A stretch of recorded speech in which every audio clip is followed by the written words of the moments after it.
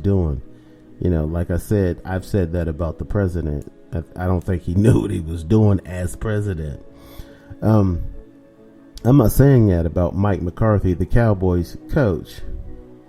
The Cowboys played the Pittsburgh Steelers today, who were unbeaten thus far in the season, and now they've won this game against the Cowboys.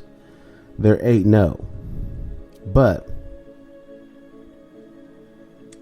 And they played a good game today, despite the fact that they're on their fourth quarterback, or maybe their fifth quarterback, because after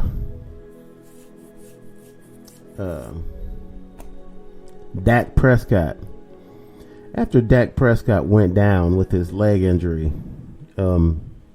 he's out for the rest of the season. After he went down, they had Andy Dalton, the backup, and that was probably the best option they had in the offseason, is to pick up a veteran quarterback to back up Dak Prescott. But Andy Dalton didn't look very good either. And he ended up getting hurt too. I don't know when he'll be back. I think he only had a concussion. He's been out a couple weeks with a concussion. And the Cowboys played pretty well today, but they've got penalties,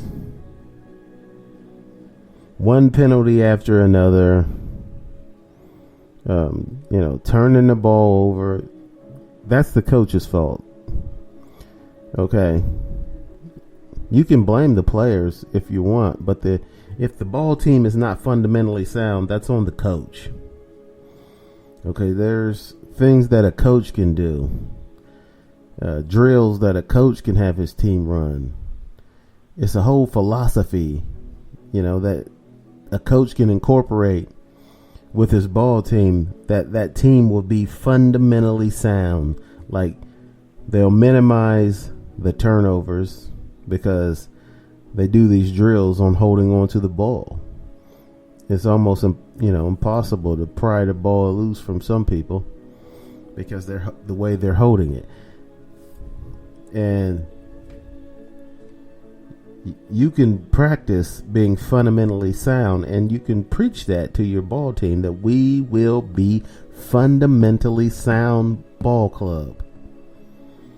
Apparently Mike McCarthy is not doing that. I don't know how he convinced Jerry Jones, because Mike McCarthy was the coach of the Green Bay Packers, and they did win the Super Bowl with Mike McCarthy as the head coach. But it was reported that he was lazy, that they'd find him sleep in his office in Green Bay, and he was fired from Green Bay. And then Jerry Jones turns around and hires a lazy guy as head coach. And you can pretty much see that when the team plays, it's one penalty after another. I mean, they're shooting themselves in the foot. Their defense is bad. The Cowboys' defense is horrendous.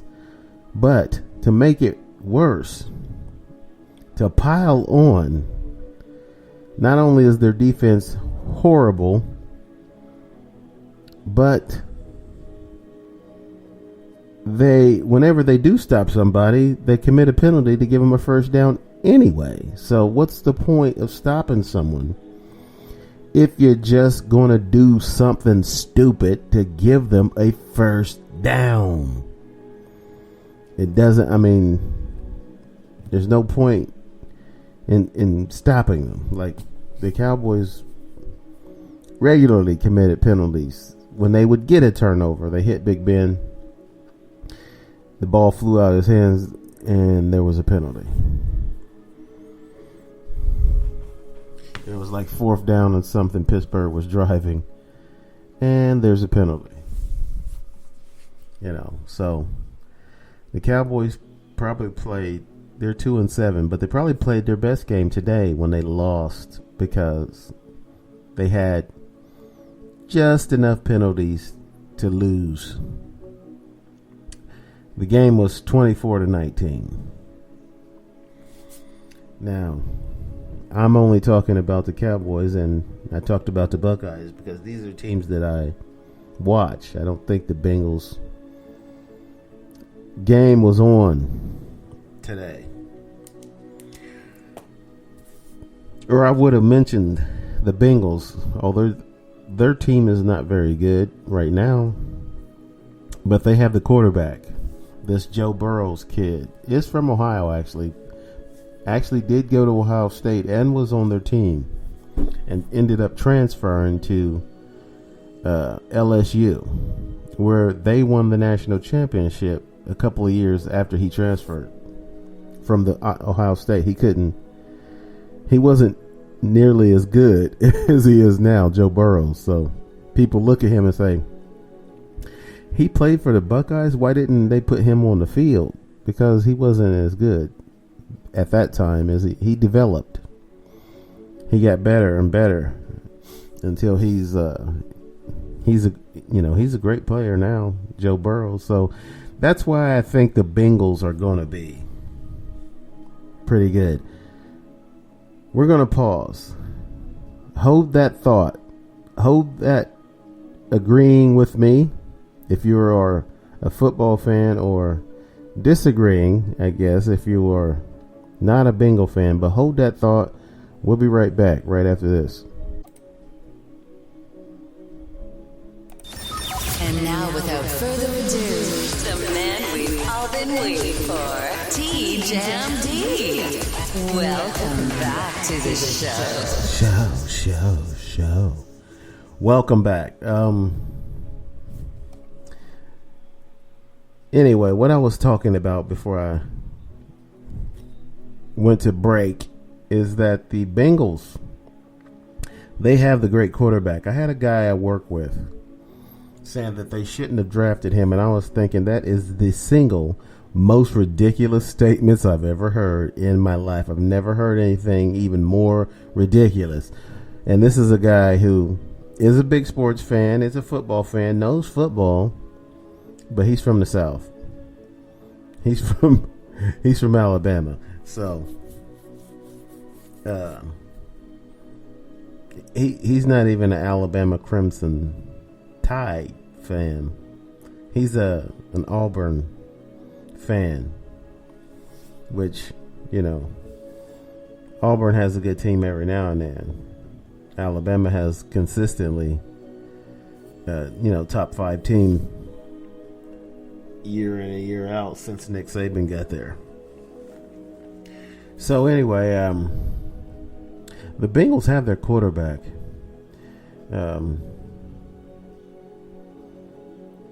They got to do something about protecting him because he's now learned how to get the ball out of his hands so fast that he can't be sacked almost.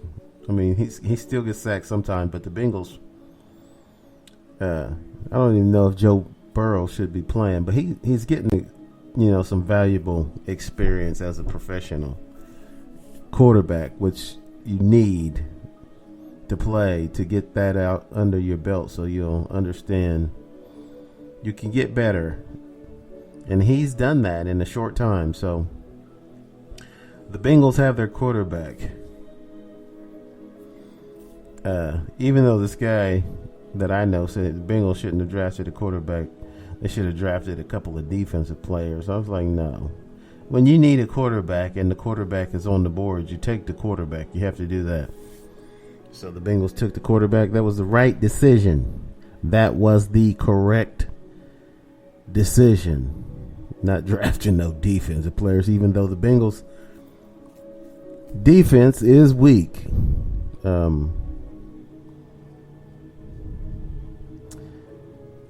They needed to take that QB, but they gotta do something about the defense. The Bengals will not be very good at all until they do something about the defense. So that might have to wait till the off season. They'll be hard pressed to improve it now in the middle of the season. So just hopefully that quarterback won't get hurt, because their offensive line is not that great either. That's how this guy has learned that he needs to get rid of the ball as quick as possible, because the pressure is right in his face. And wait till they play the Steelers, because all you see is that TJ Watt, JJ Watt's brother, that kid is fast and strong, and he is in the face of the QB the whole game today when they played the Cowboys. He plays for the Steelers. JJ Watt, or TJ Watt.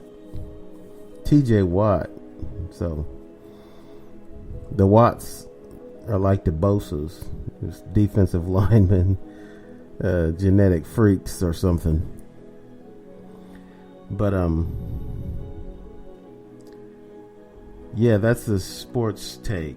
COVID and football. Some, college teams have canceled games. They haven't canceled any games in the NFL. They just go ahead and play. They just quarantine players when they get it. So, and they keep playing. They postponed a couple of games, but they have not canceled any of them yet. So let's hope that can continue, even though this country is having the biggest COVID outbreak that they've had. More positive tests in one day. Like, they've had like 100,000 people test positive in one day in the United States.